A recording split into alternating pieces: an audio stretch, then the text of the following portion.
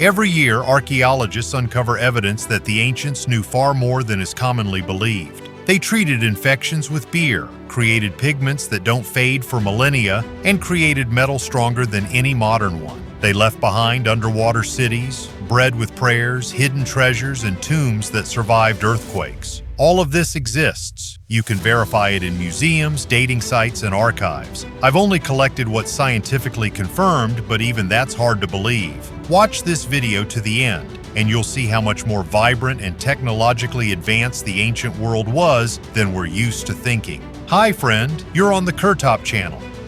Antibiotics in ancient Egypt.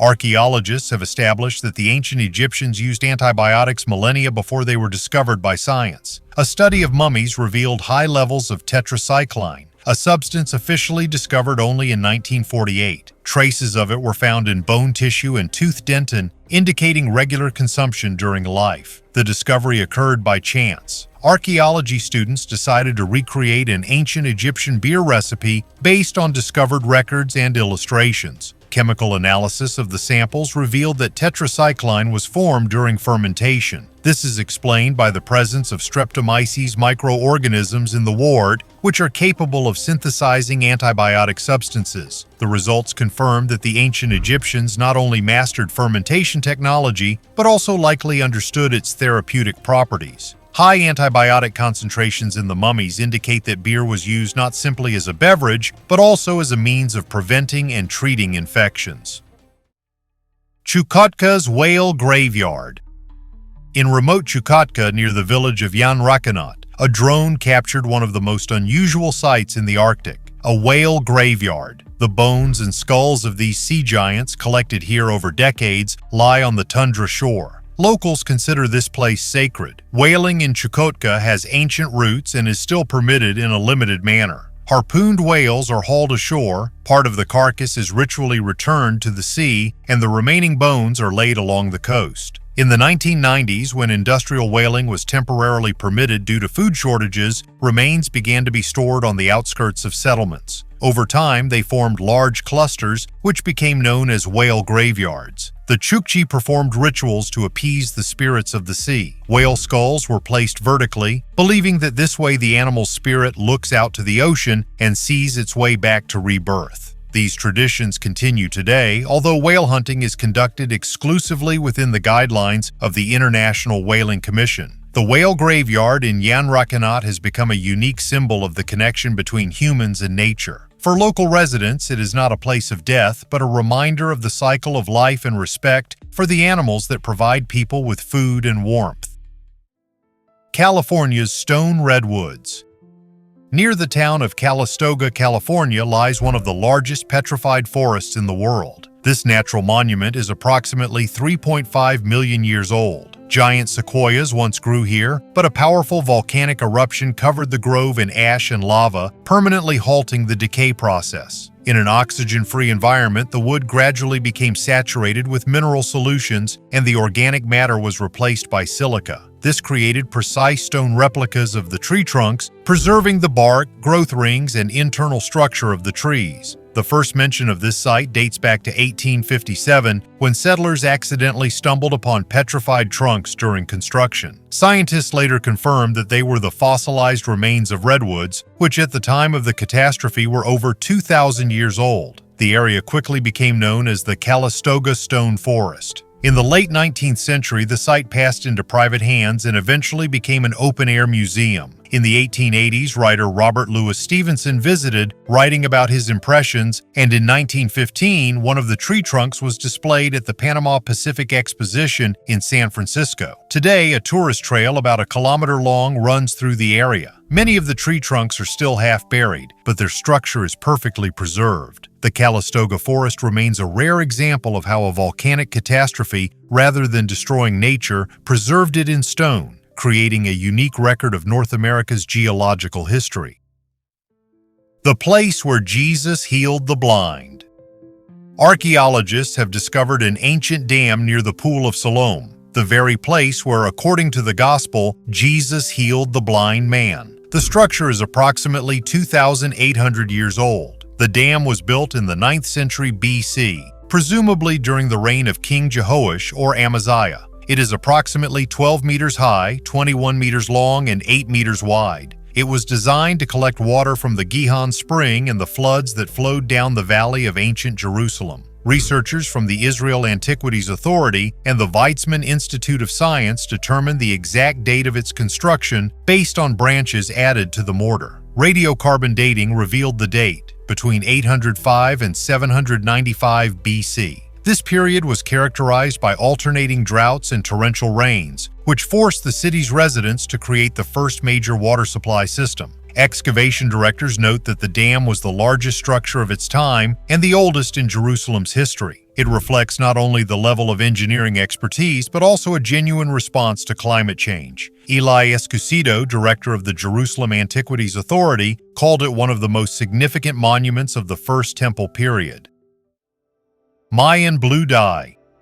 Scientists are still studying the technology used to create Mayan blue dye, a pigment that retains its color for thousands of years. Analysis of ceramic and fresco samples revealed that the base is natural indigo combined with the mineral palygorskite, a special clay that forms microscopic channels. When heated, the indigo molecules are locked within these channels, making the dye resistant to moisture, sunlight, and chemical attack. Archaeologists have found this pigment on ritual objects, temple walls, and ceramics dating back to the 8th and 9th centuries AD. The dye is not faded even after centuries of exposure to the outdoors. Modern research has shown that a similar structure can be used to create new, durable pigments and protective coatings. Mayan technology exemplifies how ancient chemistry was ahead of its time, creating a material that modern industry would only discover millennia later.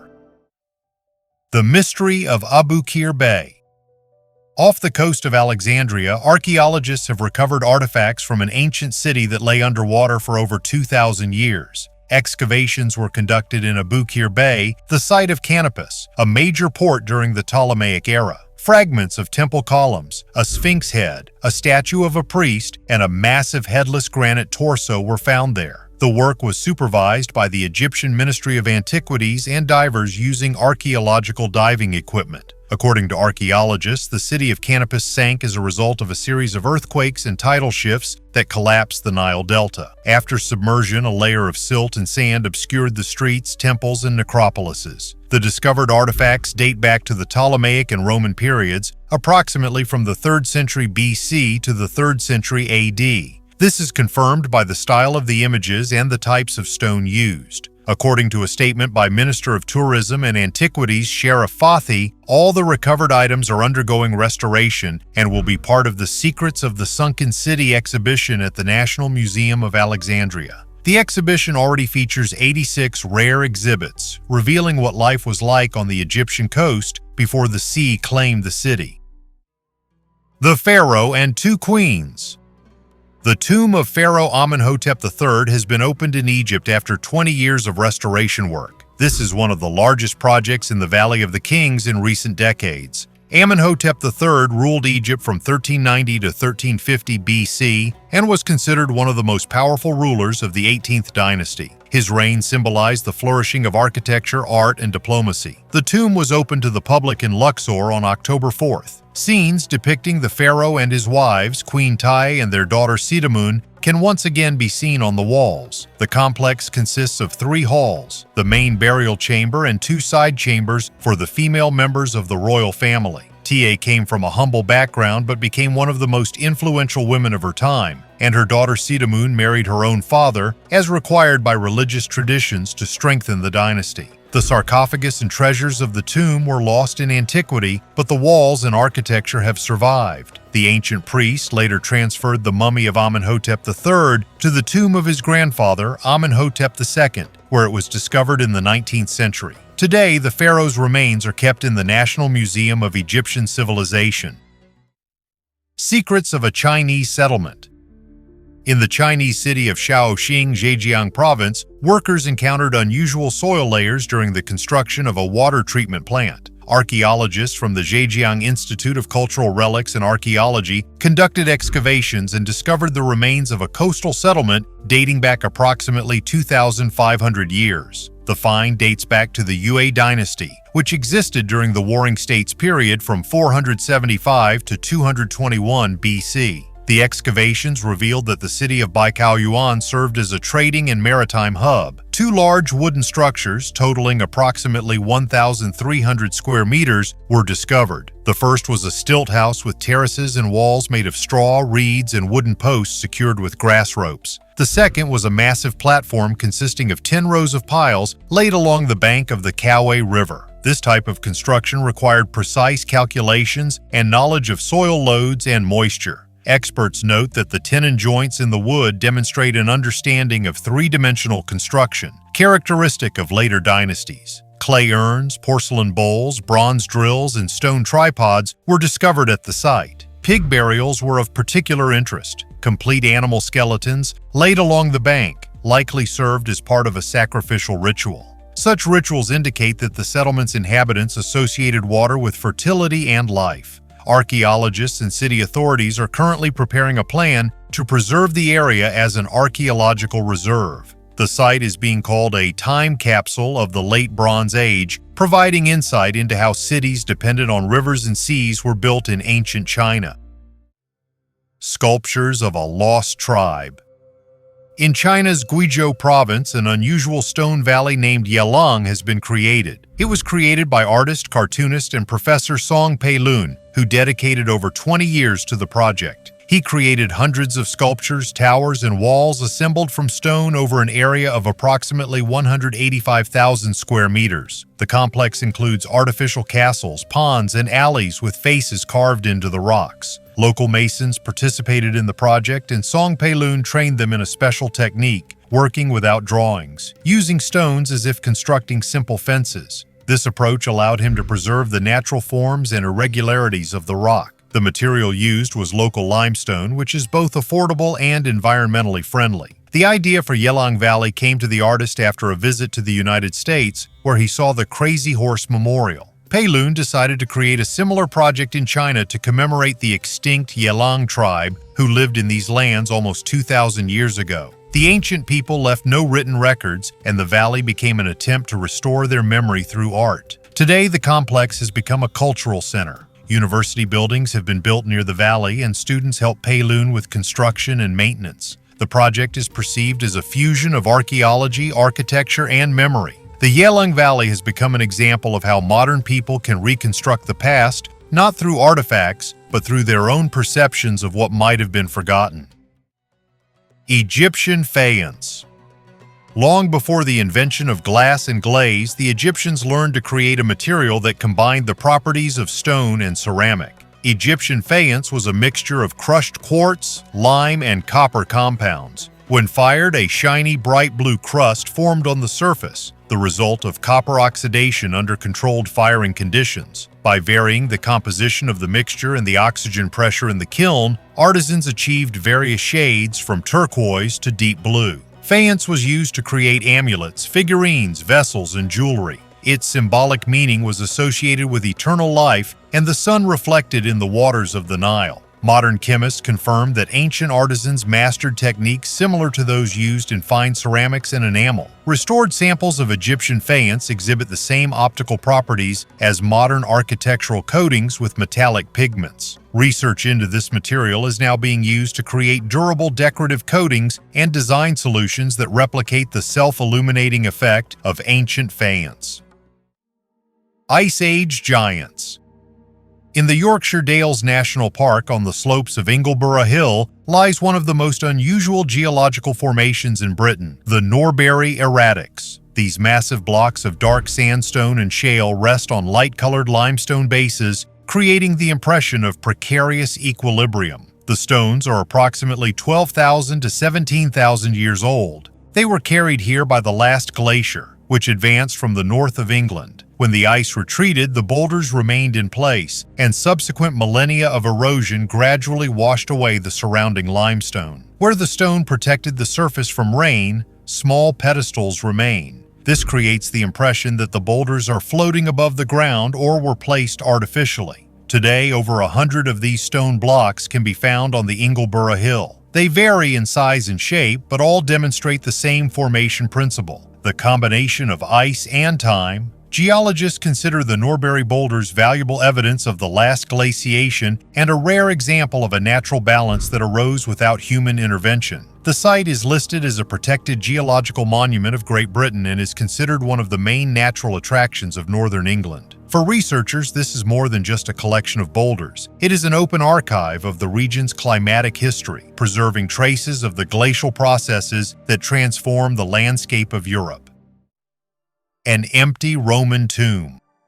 In the village of Volkertshofen in southern Germany, archaeologists have discovered a massive stone circle, 12 meters in diameter, dating back to the Roman Empire. No bones or artifacts were found inside. The tomb was completely empty. Researchers believe it is a cenotaph, a monument to a person buried elsewhere. The structure is located along an ancient Roman road and likely served not so much as a burial site as a token of memory and family status. A stone foundation, which could have held a statue or gravestone, has been preserved next to the circle. This discovery is unique in Bavaria. Similar monuments were previously found only in Italy and Central Europe. Scholars believe the monument may have been erected in honor of a Roman military leader or official who died far from home. The empty tomb is one of the rarest examples of Roman memorials in Germany and provides insight into how the concepts of memory and immortality were perceived in the provinces of the empire. An artifact from New Orleans.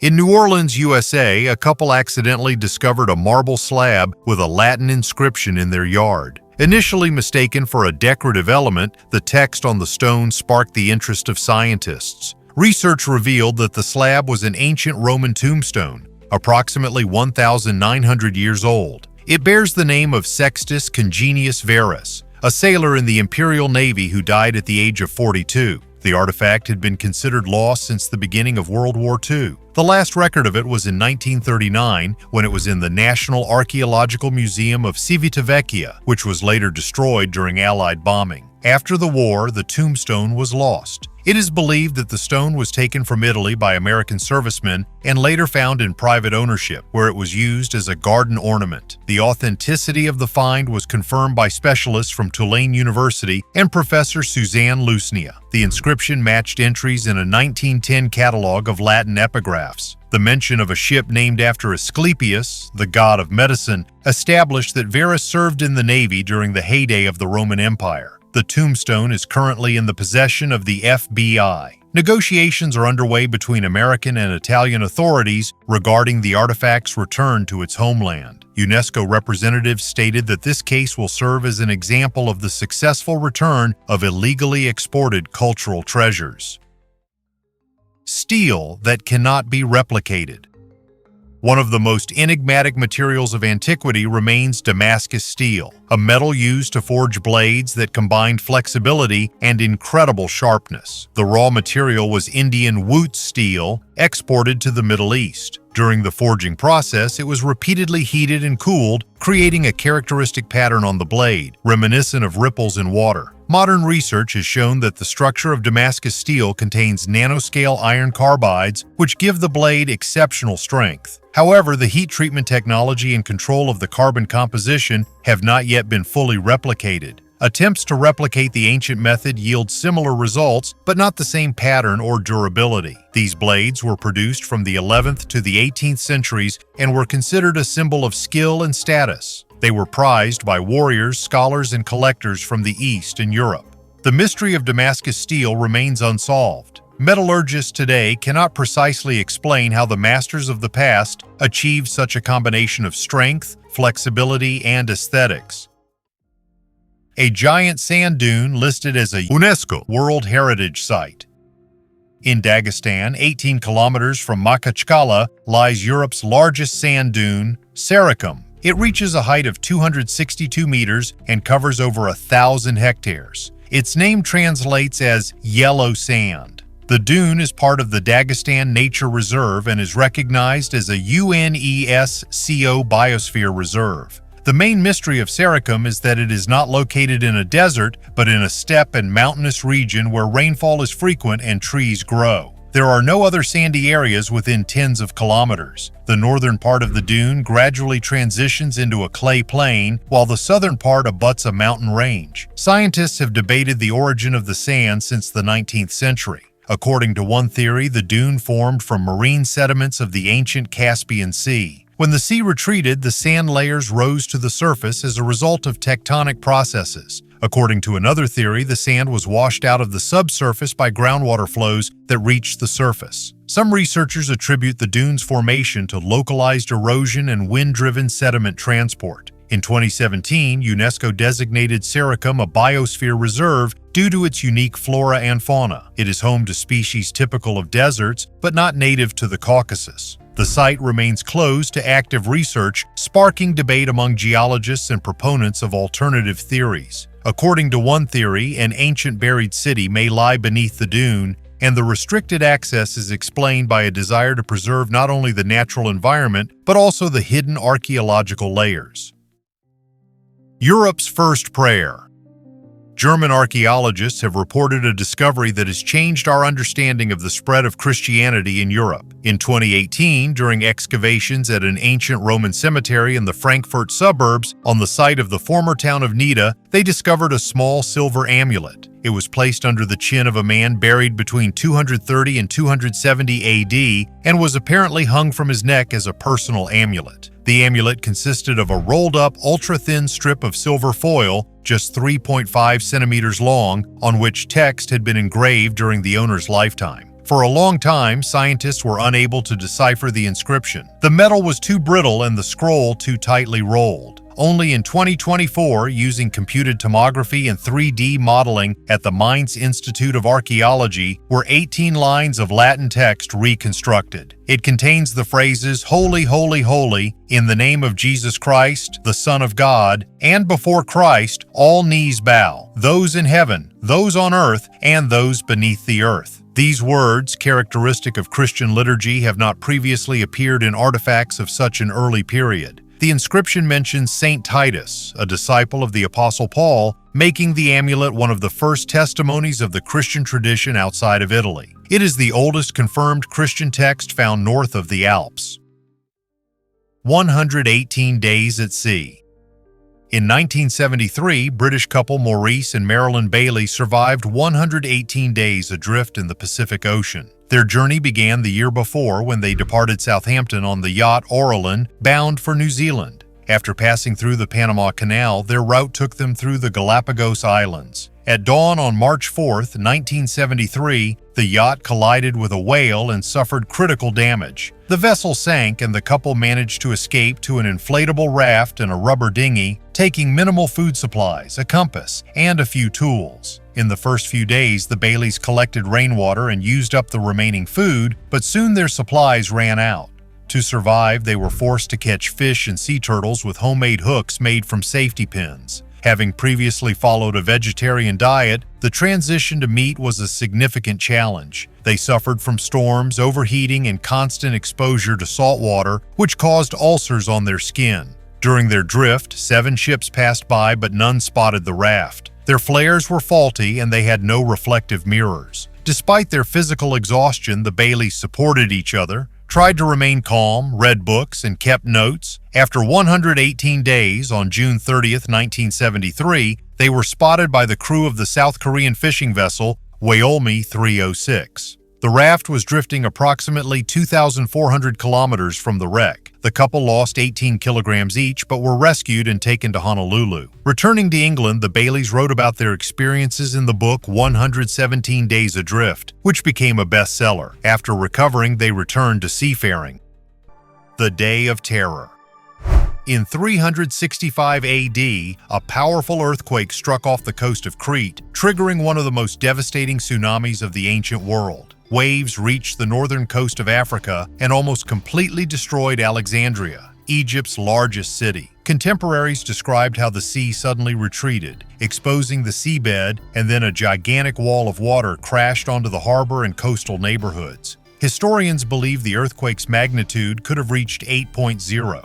Geological studies confirmed the displacement of lithospheric plates in the eastern Mediterranean during this period. As a result, underwater areas off Crete rose by several meters, and coastal areas of Egypt experienced a series of aftershocks. The destruction was so extensive that the memory of the catastrophe remained in cultural traditions for 2 centuries. In Alexandria, annual mourning ceremonies were held known as the Day of Terror. The last mentions of them date back to the late 6th century, making this tradition one of the longest running in the history of the ancient world. Archaeologists are finding traces of flooding in the layers of the ancient port and the remains of destroyed buildings, confirming the scale of the disaster.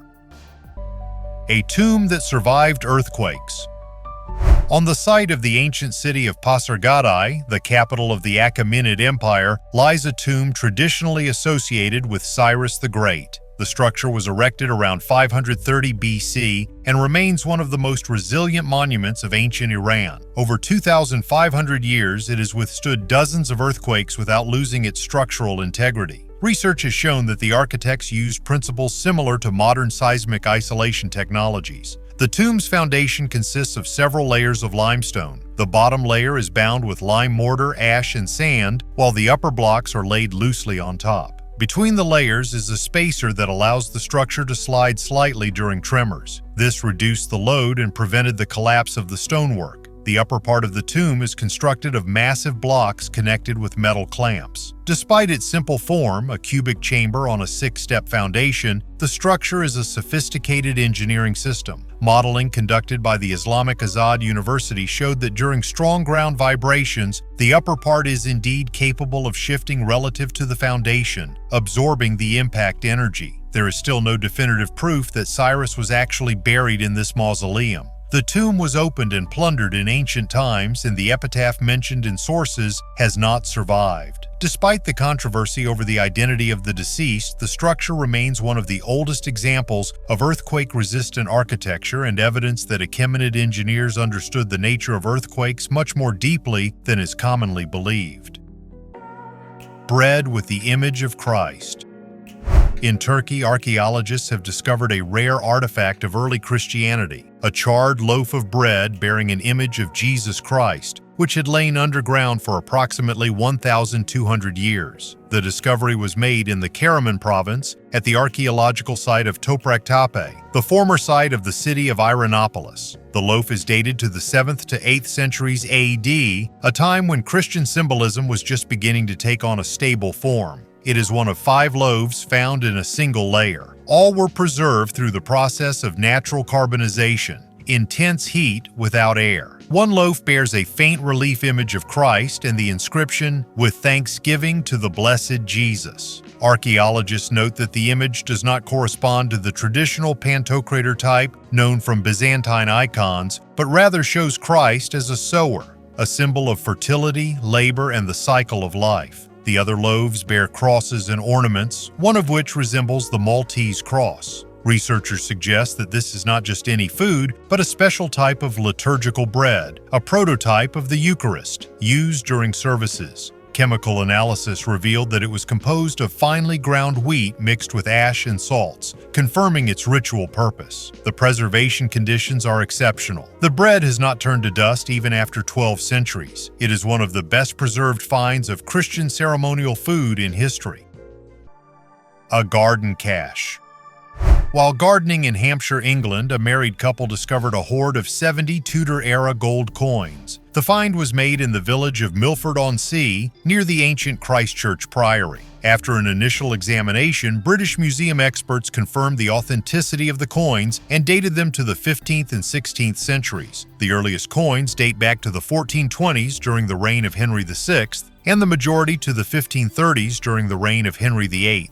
Some of the coins bear the initials of his wives, Catherine of Aragon and Jane Seymour. The total value of the hoard is estimated by numismatists at £230,000 sterling, equivalent to the value of a house in that era. Historians believe the gold was hidden by a church minister or wealthy merchant during the dissolution of the monasteries when Henry VIII confiscated church lands and assets. The location of the find indicates proximity to religious centers and a period of secularization when many clergy sought to preserve their personal savings. After the discovery was officially registered, the coins were temporarily transferred to the British Museum for safekeeping. They were later auctioned in Zurich. The hoard is unique in that it was found on private land, and the family that made the discovery retains full ownership of the treasure. The discovery has become one of the most sensational numismatic discoveries in Britain in recent decades.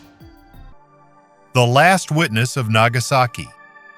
Alistair Urquhart, a Scotsman and soldier in the British Gordon Regiment, is considered one of the most incredible survivors of World War II. In 1939, at the age of 19, he was sent to Singapore. After the British surrender in 1942, he was captured by the Japanese and sent to the Changi camp, where 50,000 prisoners were held in facilities designed for several thousand. He was later transferred to the construction of the Burma Railway, known as the Death Railway. The working conditions were deadly: heat, disease, hunger, insects, and cruel punishment. Urquhart contracted cholera and malaria, suffered from ulcers and constant beatings, but survived. He was tortured and confined to a punishment cell, a pit covered with a metal sheet under the scorching sun. He spent 6 days there before being returned to work. Despite exhaustion, he continued to work, watching thousands of prisoners of war die. In 1944, he was transferred to Singapore, and then to a Japanese transport known as the Hell Ship. The holds were deprived of water and air, and the prisoners died standing from thirst and disease. 6 days later, the ship was torpedoed by an American submarine.